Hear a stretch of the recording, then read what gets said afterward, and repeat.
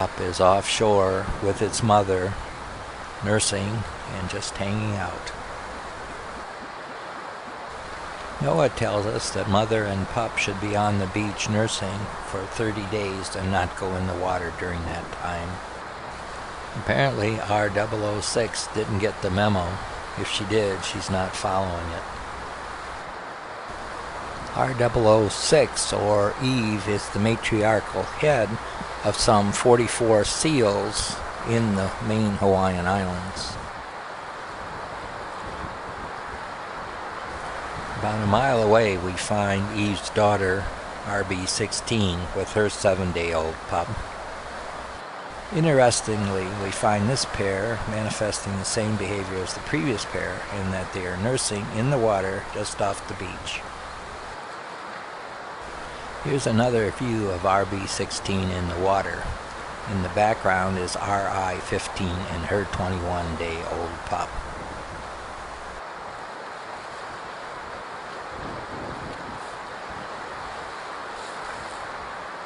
It's 7:24 in the evening and our 006 and pup are sacked out on the beach. Up the coast, RB16 and her pup are sacked out on the beach.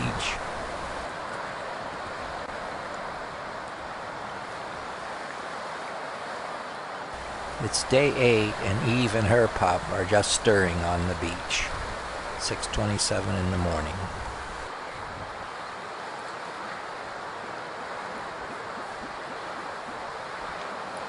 A few minutes later, we find Eve's daughter and her pup in the same configuration on their beach.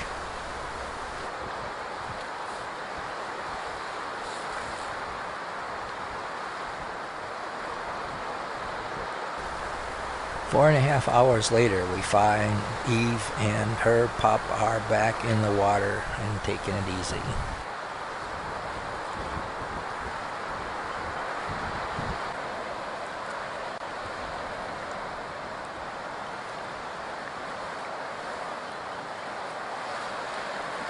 Meanwhile, up the coast, Eve's daughter and her pup are getting situated to spend the afternoon in the water. A couple of things are worth noting. First is that the pup is out there nursing or trying to nurse, and this is contrary to what Noah suggests is the norm for 30 days. The second thing to note is that all water-based activity on this particular day takes place near the shoreline. It's getting late in the afternoon and we find Eve is observing her youngster. Later, they are resting side by side. On the other beach, Eve's daughter is resting with her pup.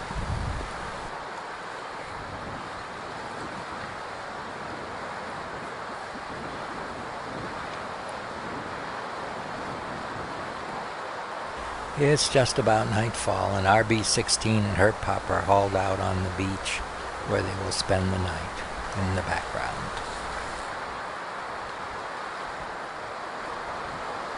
That's RI15 and her pup in the foreground.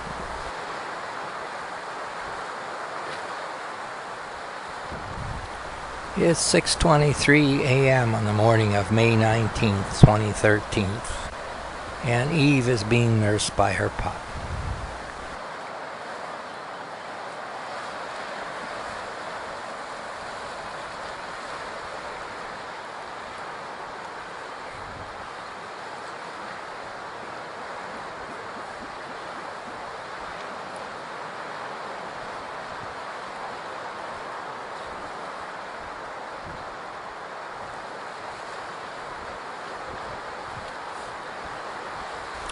On the next beach, Eve's daughter is conversing with her son, who apparently has come back from exploring.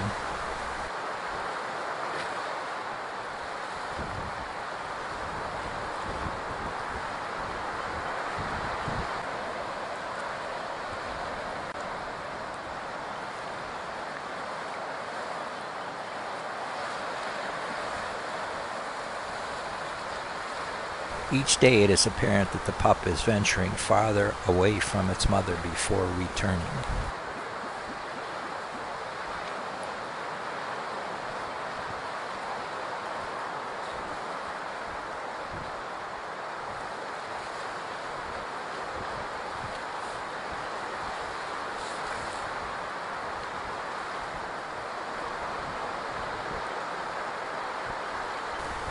After an hour or so of the pup exploring on its own, Mom takes it down to the ocean to go for a swim.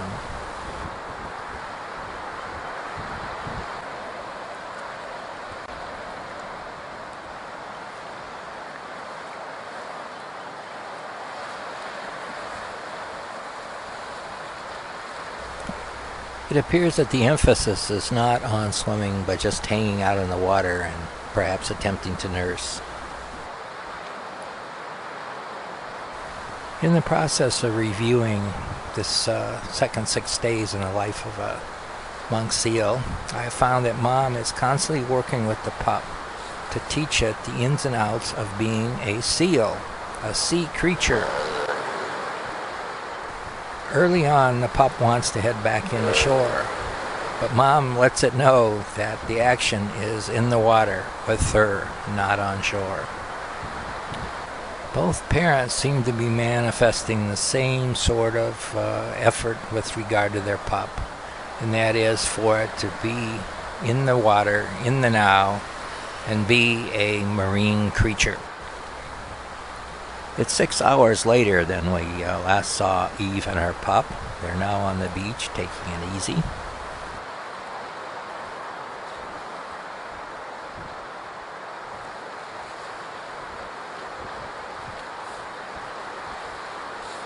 On the next beach, Eve's daughter is entering the water with her pup for an afternoon of water instruction.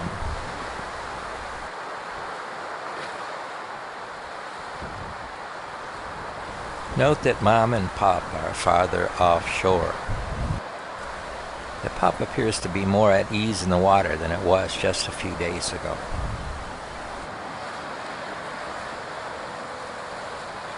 Back closer to shore, Mom appears to be encouraging the pup to do more with its head underwater. Looks to me like she's actually holding the pup's head under for a moment or two. Eve's daughter seems to put an emphasis on being a water creature as well.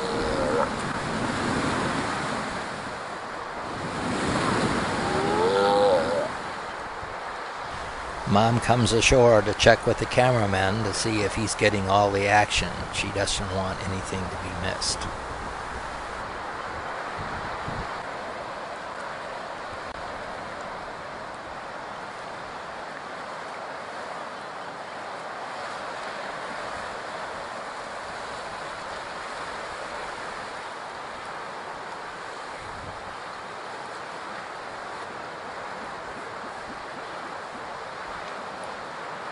It's late afternoon, and Eve and her pup have fallen out on the beach and are positioned where they will probably spend the night.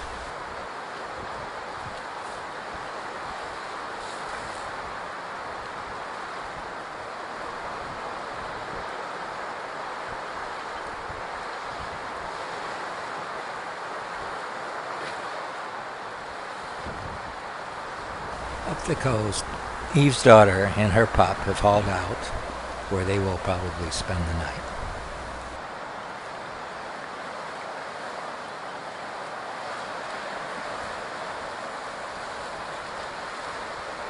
It's the morning of day 10, and we find Eve and her pup where we left them the night before,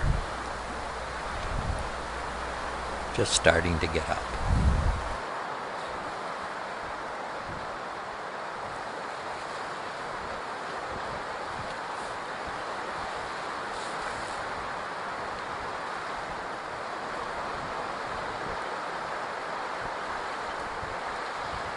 At the next beach, Eve's daughter and her pup are also beginning to rise and shine.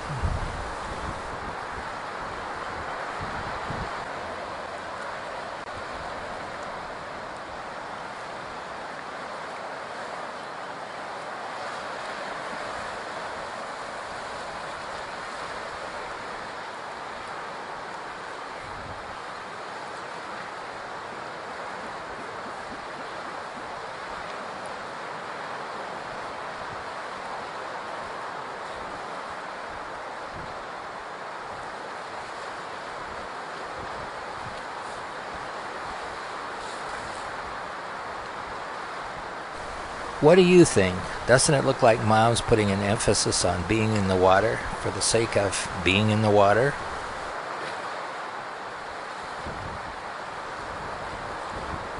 It's midday, and Eve's pup is entering and leaving the water under the watchful supervision of Mom. This is priceless. The pup is leaving the water, then turning around and entering the water, and then leaving the water, and then entering the water, practicing the ins and outs of coming in and out of the surf. Just what it needs to know to be a good surfing seal.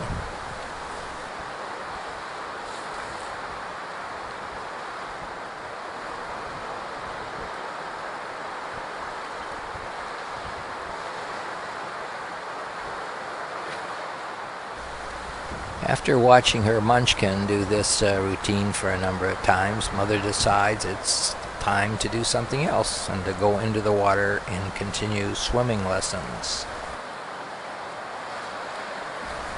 Note that surf conditions are a little rougher than they have been in the past. It's not the same calm pond that it was previously.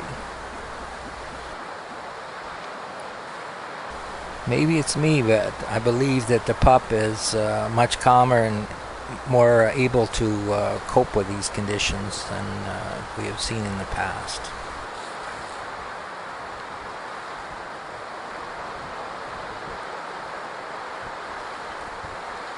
Again, it appears to me the emphasis is not in the swimming, but rather in being in the water and just chilling out.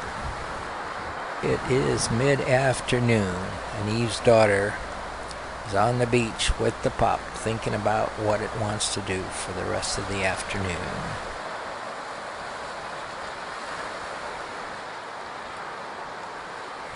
It's morning on day 11. It's 6:42 a.m. and we find Eve watching her pup returning from some sort of sojourn down the beach.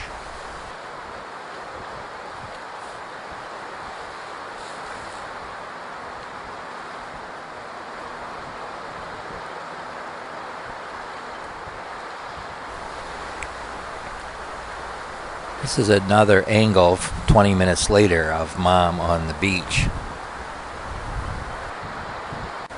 Mom is heading down the beach to collect her pup, who apparently has been off exploring this morning.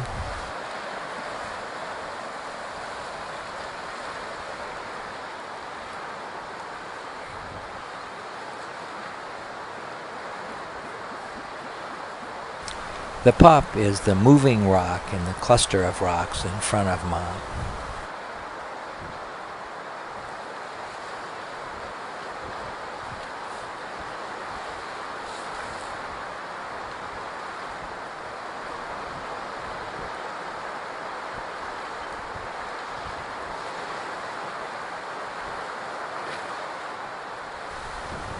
It's morning time on day 11, and Eve's daughter and her pup are on the beach contemplating what they're going to do for the rest of the day.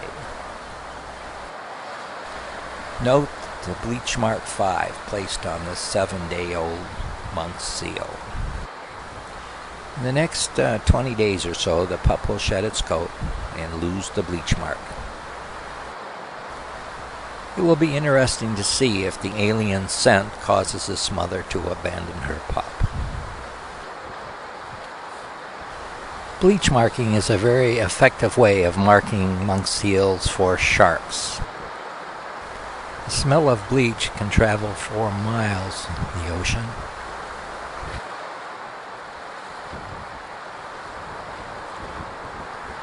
It's midday, and Eve is out with her pup in a little more active water than we've seen her with in the past.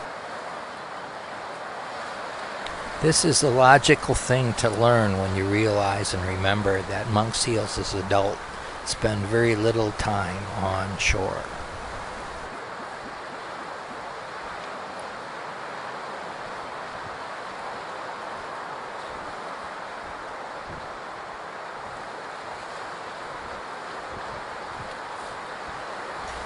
Another example of Eve checking with the cameraman to be sure everything's getting recorded that she wants on camera. Midday, and Eve's daughter and her pup are hauled out on the beach, taking it easy.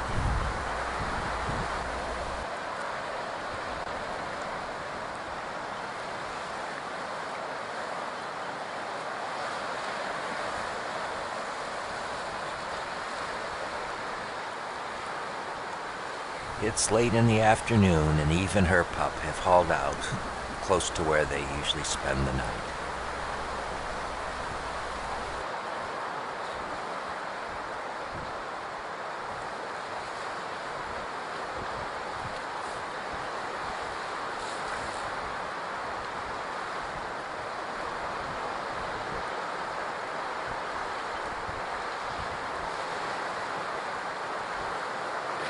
At her beach, Eve's daughter is hauling out with the pup, getting ready to spend the night at her traditional spot. It's morning on day 12, and it appears that Eve still wants to sleep in a little bit, but her pup is tossing around and ready for action.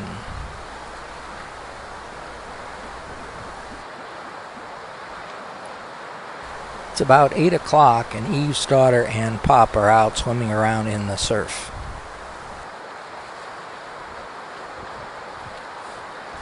There is a noticeable difference in how the pup swims, and he has no trouble keeping up with his mom.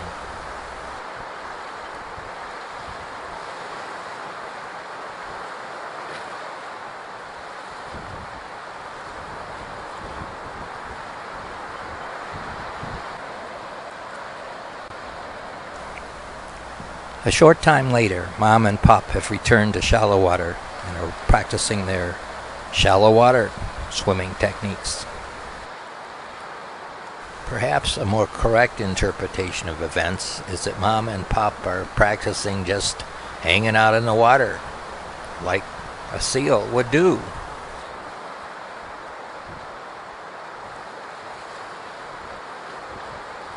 Something to note here is that Eve's daughter and pup are working much farther offshore than they have been in the past.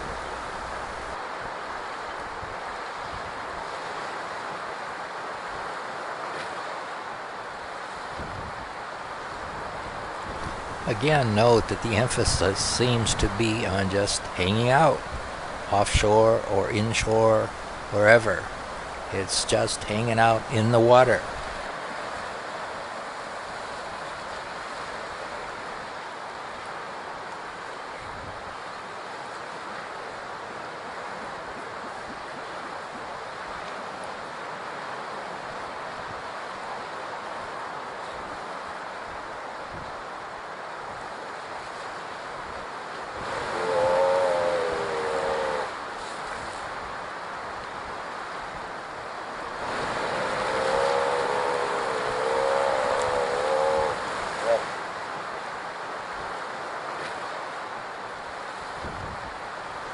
Meanwhile, back at East Beach, Mom prepares to spend more time with her pup in the water.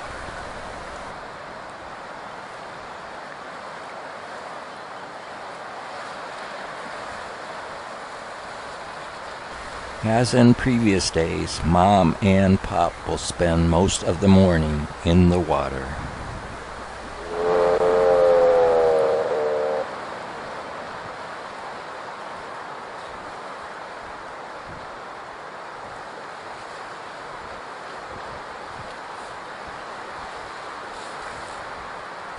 It's midday, and Eve and Pup have shifted up onto the beach to continue nursing.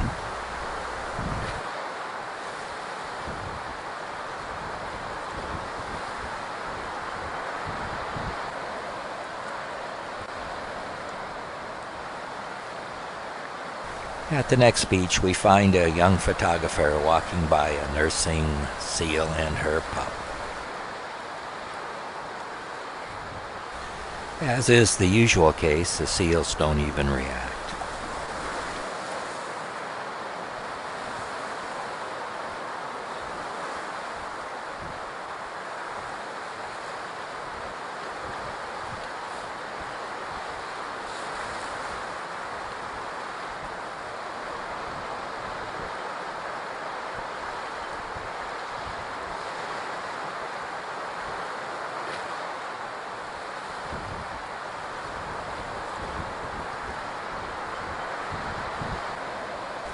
Later in the day, and we find Eve looking for her pup.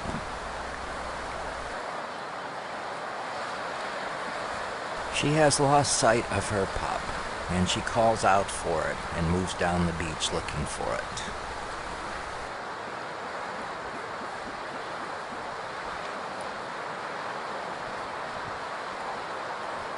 The pup is just on the other side of that rock shelf in front of her and blocked from her view.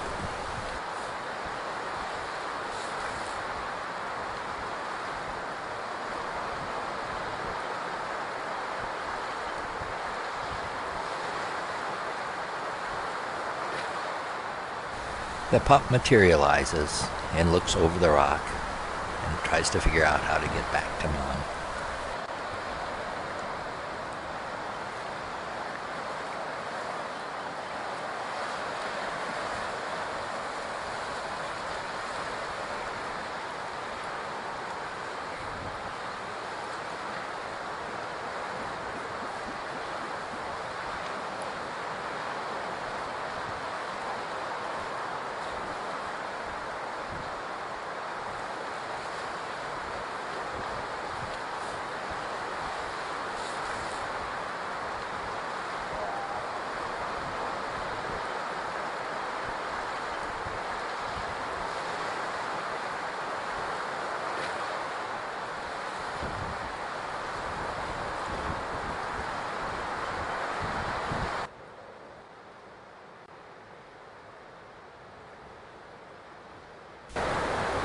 It's early evening and Mom and Pop settle in to spend the night in this location.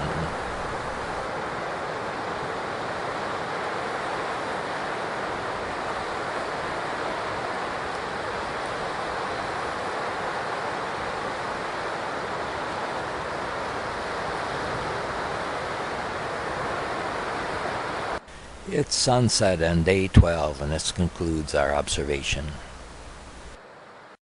What you have just seen is a fairly comprehensive look at days 7 through 12 in the life of two monk seals with the same birth date.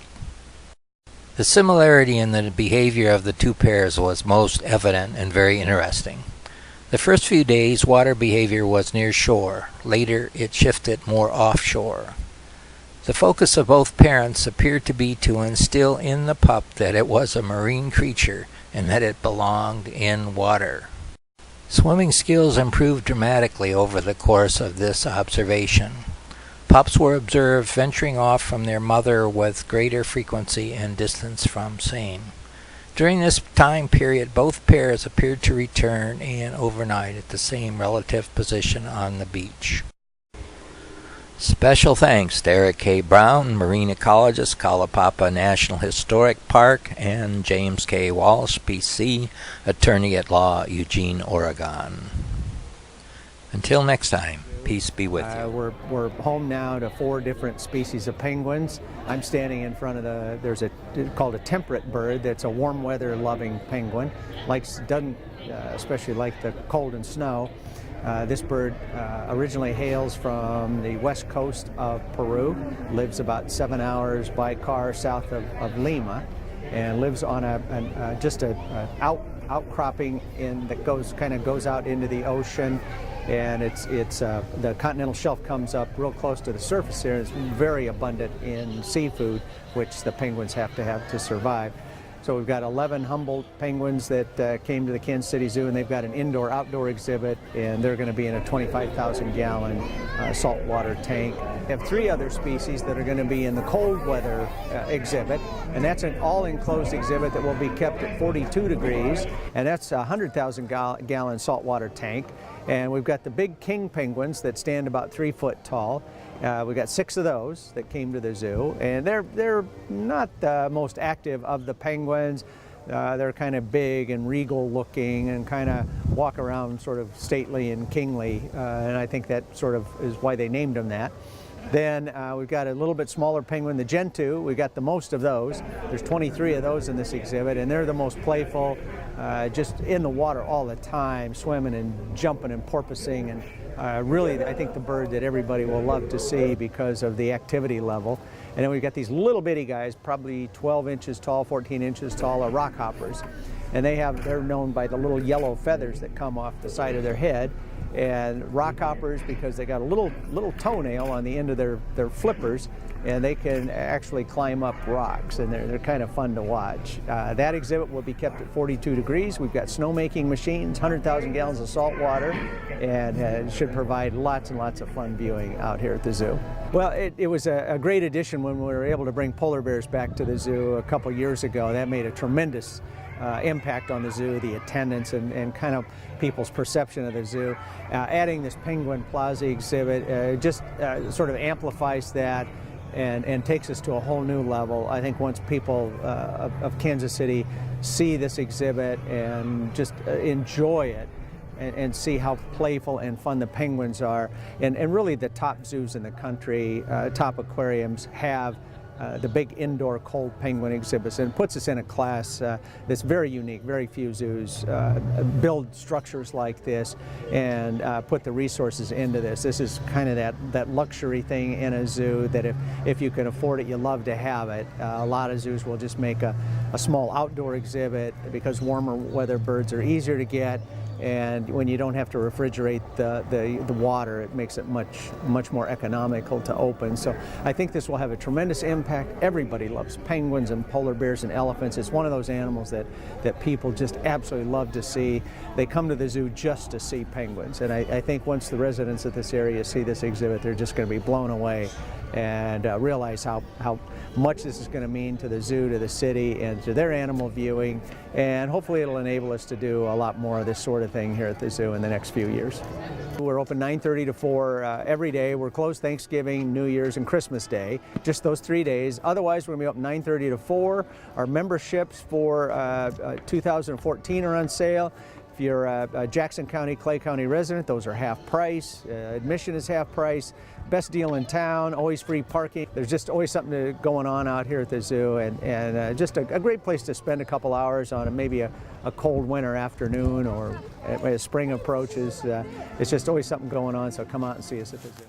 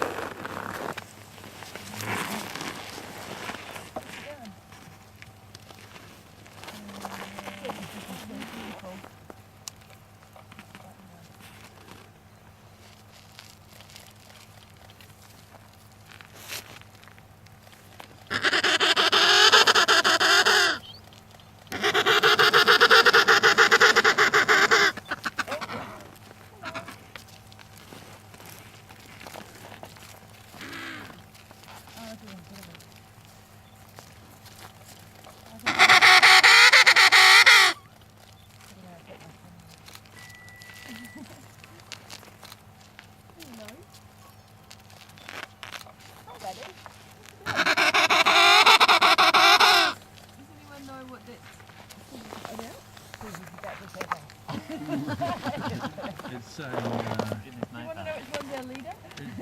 said, I'm the one that was in Wellington, and I made it. I don't think that's what he'd be saying. It's like, I hope you don't expect us to start dancing and tap dancing. You guys know Danny DeVito?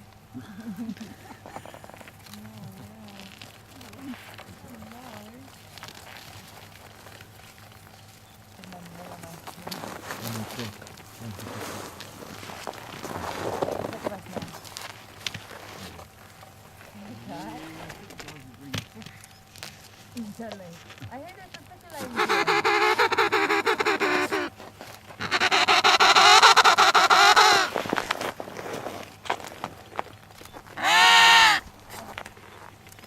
Look at me, look at me. I wonder if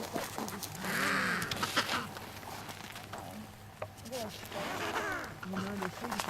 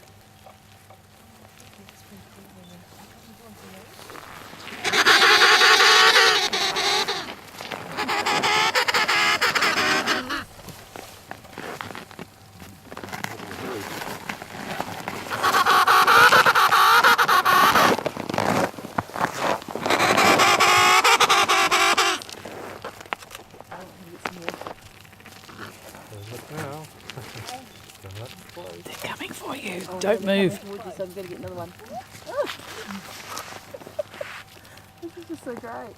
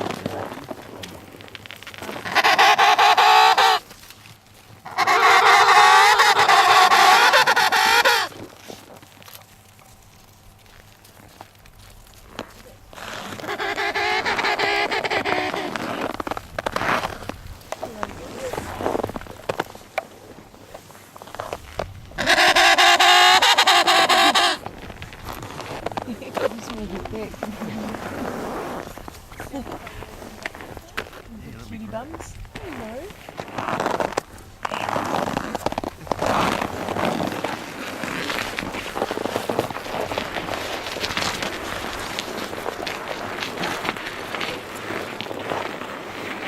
So you want to be in movies?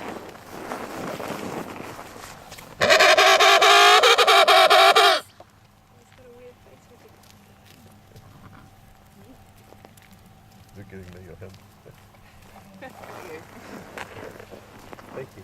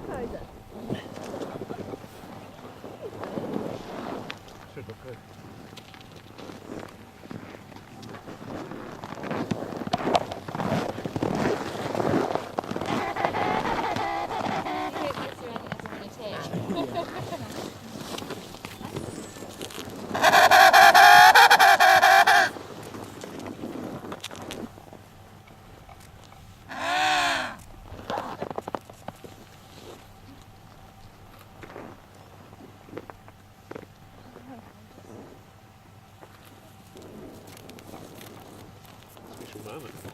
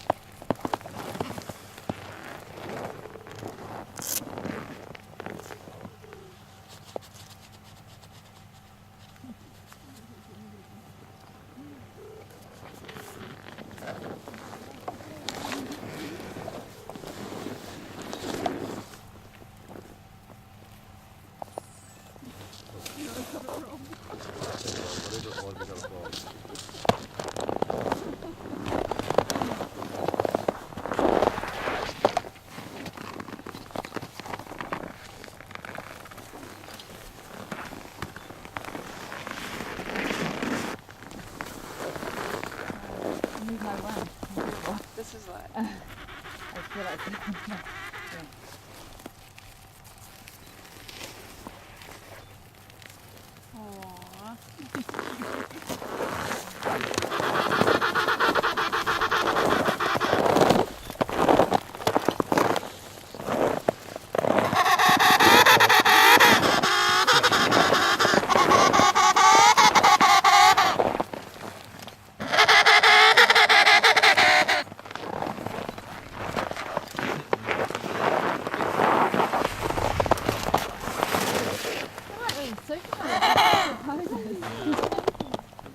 Take another one. They're probably distracting us because two of them are going over there to pinch the hagland. They're off. You'd be disconcerted if you see it start moving. But you create a distraction and I'll take care of it. One put it from behind there, Tim. Okay, penguin ambush.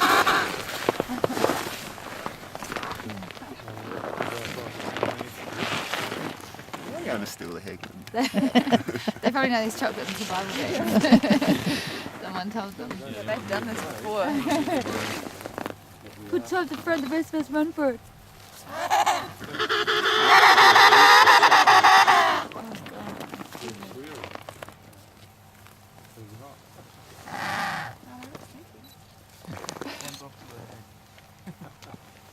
I need someone beside them They're so going after the hagland. Next thing to explore, isn't it?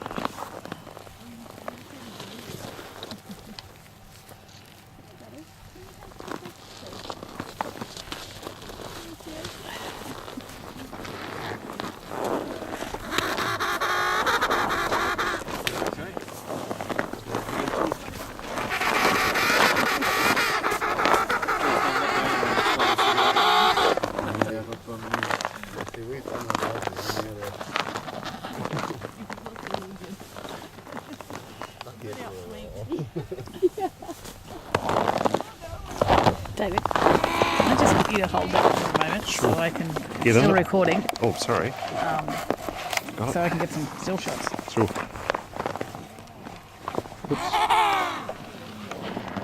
Just point it in the general direction. Which is it's zoomed in somehow. Okay, the zoom is on the very top there. Okay. Oh, thank you.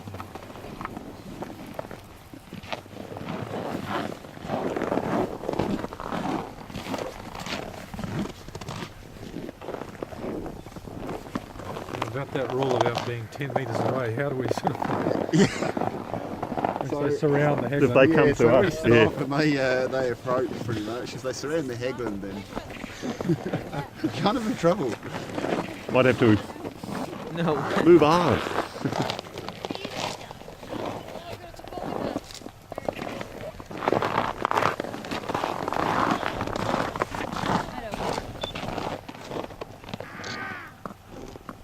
Look behind you guys. Coming up.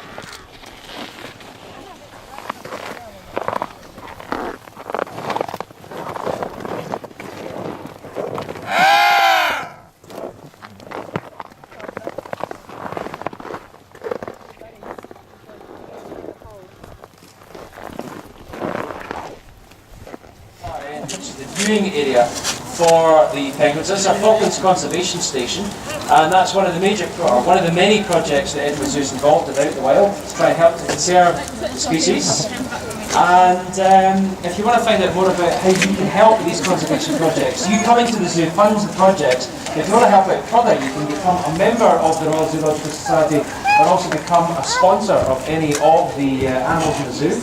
If you want to find out more about that, then you can find out a leaflet in any of the animal houses. You do become a member of the zoo, you can visit the zoo any day you like, and we're open 265 days a year, weather permitting unless it's extreme bad weather, but membership's a huge advantage, and within 4 visits you've actually got back your membership, so money, you get money's worth. Ora merezi. Até facilite. And constant updates on what's happening within the zoo. That's all our penguins part right now. So thank you very much everybody for you being our fantastic penguin parade barrier today. If you want to join us to the talk, we're going to be doing the talk here at the end of the bridge. Join us on the bridge, mind your feet in the icy bits. Keepers will be feeding within about the next 10 to 15 minutes, starting from the other side of the bridge, working their way right around the colony, and so on. So if you want to join us for that, we'll start in just a minute or so. In the meantime, thank you very much for again being our parade barrier. Thank you.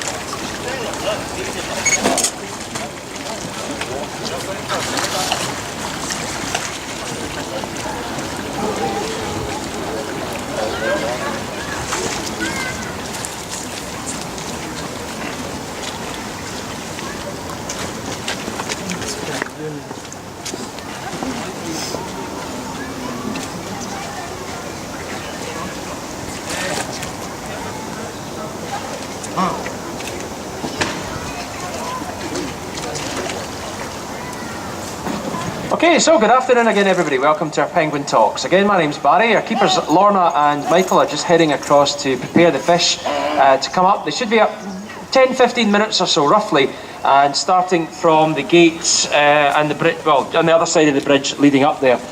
You will notice that when the keepers come up, we do hand feed every individual penguin. We often get asked, why don't we simply scatter the feed around the enclosure, letting them help themselves?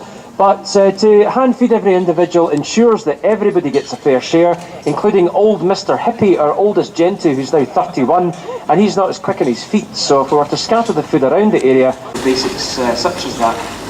One thing you never want to do is ever pick up a penguin, because they don't like being touched, and they're actually quite powerful. You can see they're very, very fast in the water, very tough-flippered, and they will resist any contact. So minimising any contact you have with them is very good for their welfare, really. And water just now, somebody asked us, having a silverback penguin, is that the leader of the group, which I thought was quite an unusual one? That's gorillas. With penguins, however, you do occasionally get this rare thing called leucism. And leucism is when a penguin doesn't produce the same amount of dark colour on its back, therefore producing a more silvery tone, which means that it's probably more vulnerable in the wild because its camouflage isn't as good as any other penguin. So in theory, any leucistic phase penguin, no matter what species, if they produce the lighter colour, could be easily taken by a predator in the wild. But here they discovered in the Falklands recently, they estimate that one of the gentis out there with leucism is about 16 years of age. So the fact it survived 16 years and never been eaten, possibly it's just very lucky or very fast. But